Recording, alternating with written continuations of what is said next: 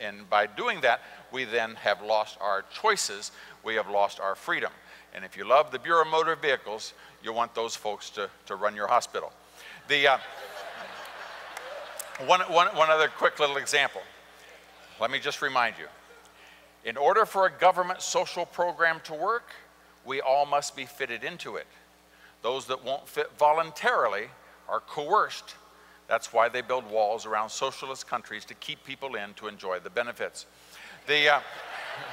Recently, this program of having Washington run the hospitals, in the provision, in the bill, in the Congress, it said this.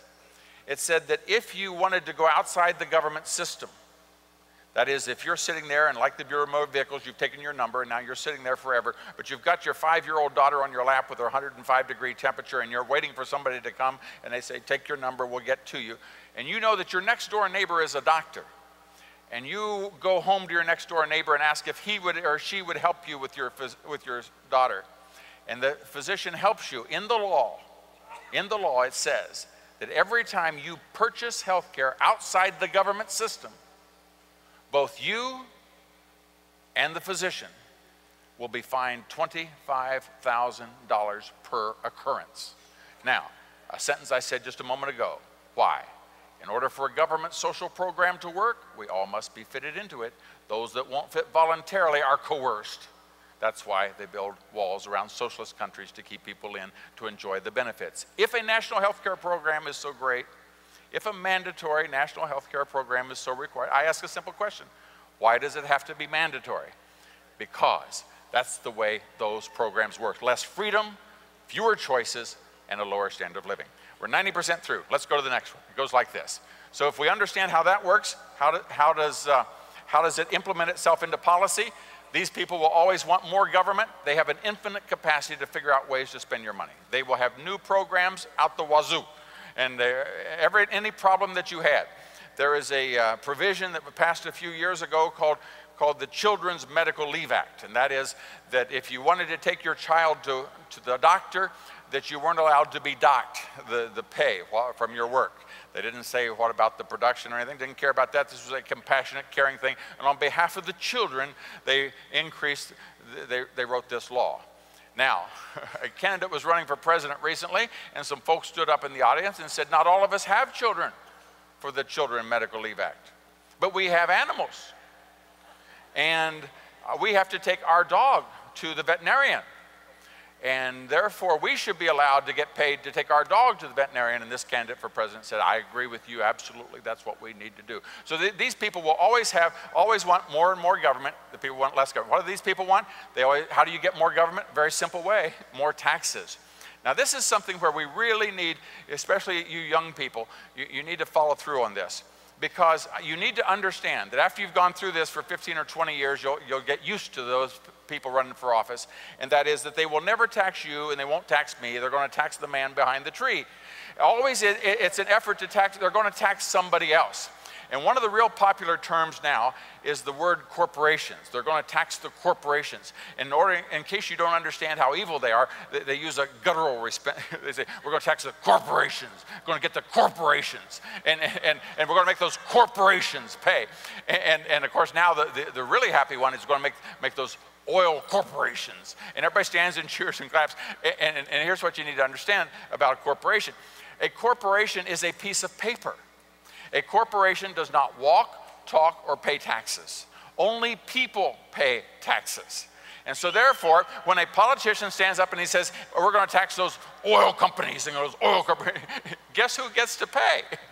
If he increases the taxes $1 a gallon, who do you think is going to, yes, so just tuck it away.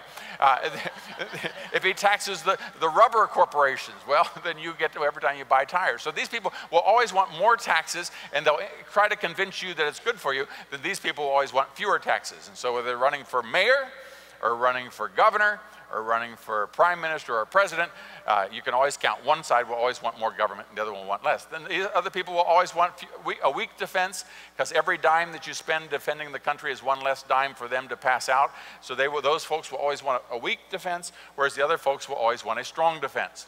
And if you're Katie Couric, you can't figure that out. And so you'll get very irate And you'll say, you know, you people talk about you want a small government and you want fewer taxes, but you always vote for a strong defense. And the answer to that is correct. That's right. Because a limited government preserves our freedom, and fewer taxes gives us more choices, more freedom. And finally, this strong defense preserves our freedom. And these folks will always have, and so once you understand that chart, you only need to know one thing about a person. There's a thing called a strategic defense initiative that is some pejoratively refer to it as Star Wars. It's an idea that when someone shoots a missile at you, it would be good to shoot it down before it lands. And there are people opposed to that. And the weak defense side, there were 10 candidates for president right there. And there were 10 candidates for president on that side. And all 10 of them said that if China or if Iran sent a missile over here by accident or design, that they would make sure that it hit. And on the other side, there were 8 candidates for president, and they all said, we would try to shoot it down before it hit us. Now, you show me where a person stands on the Strategic Defense Initiative, and I can tell you within a 90% certainty where they stand on cutting the capital gains tax. Because there are those that want to have more government control, more taxes, and a weaker defense, and in the process, you tell me one thing about them, and you know the rest. That is why if we understand those principles, we then are secure for the future. That's what we wanted to leave with you. Now, let me just tell you about these folks. One other little observation. The folks on the left, these folks are always afraid.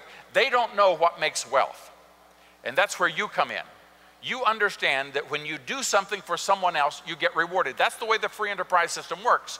When you do something for someone else, they have an option. Which is more valuable to me, the money in my pocket or the service you're going to provide? And so under free enterprise, we invent ways to do good things for other people. That's why all the inventions, in fact, the United States is 4% of the population of the world. Half of all the inventions in the world every year come from that 4%. Because the people under free enterprise are dreaming up ways to do good things for other people. That's why all of the inventions of the Soviet Union, when the Soviet Union collapsed, they didn't have a single thing. All they could do was follow. They could make their airplanes look like our airplanes. And they'd try to make a hairdryer that looked like our hairdryer. There was nothing that they could sell on the open market that they wanted. Once communism collapsed and people began to compete, now they're in the program as well. So therefore, when you understand how to earn income, and that's why you are so valuable, and what you're doing is you're showing people that they're not at the mercy of what happens around them, but they can be in control of their lives because they can help people, how they can become financially independent. They don't have to risk a great deal. It's not like they have to buy a $2 million franchise somewhere, and if it goes down, they still owe the $2 million. It shows how that they in their own home can put their hand under the arm of another person and help them deliver services or goods and services to people. And in the process, they do what Kroger does or what these other grocery stores do. You're able to take a product and deliver it directly to that person's home and more conveniently, and in the process, you're rewarded. And that gives you freedom. It gives you a lack of fear. People who don't know how to do that are always fearful. At any moment, the whole world's going to fall apart. The head of the Liberal Party in the United States, the left party, was a fellow by the name of Dick Gephardt, a very good friend of mine. And he referred to people who were successful as those who were lucky in life's lottery. In other words, people just standing on a street corner one day and somebody came up and said, you know, you're a diamond. He doesn't know how it happened, it just kind of happened. And when you don't know